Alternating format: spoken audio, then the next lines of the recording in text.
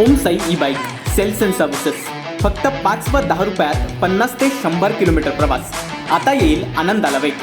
Stylish look, जास्तीत जास्त speed, disc brake, tubeless tyres, 200 kilo वजन वाहण्याची क्षमता, mobile charging, no licence, no registration, प्रदूषणविरहित आधुनिक बाईक. कोणतीही इलेक्ट्रिक बाईक खरेदी करण्यापूर्वी एकदाच भेट द्या. आमचा पत्ता कांबळे गल्ली, परमहंस भालचंद्र महाराज आश्रमाजवळ कणकवली. संपर्क 72 64 82 42 42.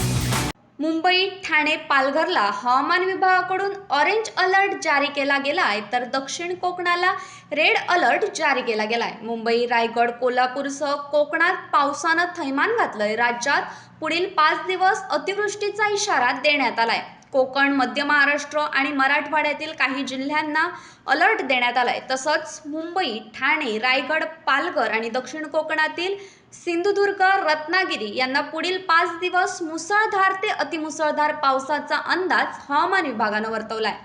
तर पूरस्थिती निर्माण होऊन जीवित आणि मालमत्तेची हानी होऊ नये म्हणून मुख्यमंत्री एकनाथ शिंदे स्वतः कोकणातील सर्व जिल्ह्यांच्या जिल्हाधिकाऱ्यांच्या संपर्कात आहेत. NDRF जवानांच्या तसंच इतर पथकांना सज्ज राहण्याचे निर्देश मुख्यमंत्री शिंदे यांनी दिलेत. तर मुंबईतही 2 दिवसात मुसळधार पावसामुळे जनजीवन विस्कळीत झालंय. अनेक रस्त्यांवर पाणी साचलंय.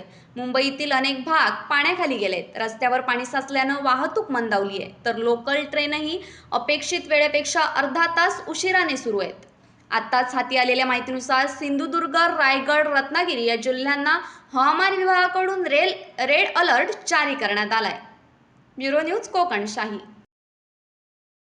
असे नवनवीन व्हिडिओ पाहण्यासाठी कोकणशाहीचं यूट्यूब चॅनल सबस्क्राईब करा व बेल बटन प्रेस करा. तसेच फेसबुक पेज लाईक करा आणि इंस्टाग्राम पेज व ट्विटर पेजला फॉलो करायला विसरू नका.